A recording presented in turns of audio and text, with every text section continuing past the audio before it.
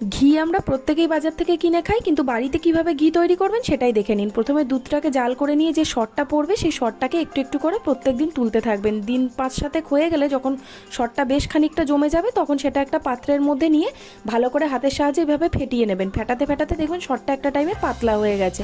তখন এর মধ্যে ঠান্ডা জল, ফ্রিজের অথবা নর্মাল জল ঢেলে দেবেন। ঠান্ডা জল দিলে খুব তাড়াতাড়ি ননিটা ওপরে ভেসে ওঠে মোটা হয়ে। তারপরে আস্তে আস্তে এরকম হাতের সাহায্যে ননিটাকে একটা বাটিতে তুলে নেবেন। দেখবেন নিচে জলটা নিচে থিতিয়ে যাবে আর ননিটা পুরোটা আপনি তুলে নিতে পারবেন। তারপরে গ্যাস জ্বালিয়ে কড়াইয়ের মধ্যে ননিটা দিয়ে দিলাম লো ফ্লেমে। 10 থেকে 15 মিনিট জাল করে নেব, যতক্ষণ অবধি এই হলুদ রঙটা নিচের পোর্শনটা কালো না হয়ে আসে। যতক্ষণ না এই খাকির কালারটা কালো হবে ততক্ষণ জানবেন ঘি ঠিকঠাক তৈরি হয়নি। দেখুন খাকির কালার কালো হয়ে গেছে। আমি গ্যাস অফ করে ঘিটাকে ঢেলে নিচ্ছি। ঠান্ডা হয়ে গেলে এরকম একটা জারের মধ্যে ছেঁকে ভরে নিন, তাহলেই তৈরি হয়ে যাবে গাওয়া ঘি। ভালো লাগলে লাইক, শেয়ার, কমেন্ট করতে ভুলবেন না এবং চ্যানেলটাকে সাবস্ক্রাইব করে পাশে থাকবেন।